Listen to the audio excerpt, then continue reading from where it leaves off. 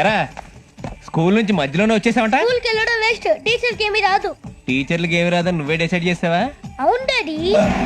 మొన్నేమో రాజీవ్ గాంధీ ఇందిరాగాంధీ కొడుకున్నాడు, నిన్నేమో సోనియా గాంధీ మొగుడన్నాడు, ఈ రోజు ప్రియాంక గాంధీ ఫాదర్ అన్నాడు.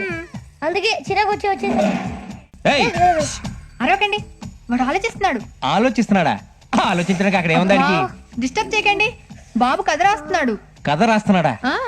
ఈ టాలెంట్ కూడా ఉందా వీడి దగ్గర? అవును డాడీ, స్కూల్లో పేదవాడి మీద వ్యాసం రాయమన్నాడు, పేదవాడు దొరకలేదు, అందుకే పేపర్ మీద రాస్తున్నాను.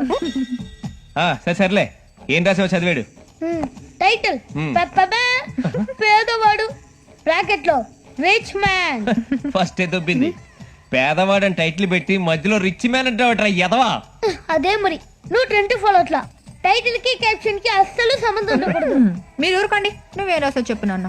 అనకనక ఒక పేద కుటుంబం, ఆ కుటుంబంలో తండ్రి చాలా పేదవాడు, తల్లి కూడా పేదదే, వాళ్ళ పిల్లలు తోటమాలి, వంటవాడు, ఆఖరికి కార్ డ్రైవర్ కూడా పేదవాడే.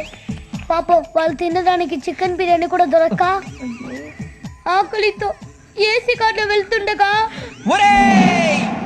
పంది ఎదవా 20 మంది పనోళ్ళు ఏసీ కార్లు ఉన్నోళ్ళు పేదోళ్ళ. ఇది రాయడానికి నువ్వు స్కూల్ ఎగదొప్పుతావా? పైగా థింకింగ్ చంపేస్తాను.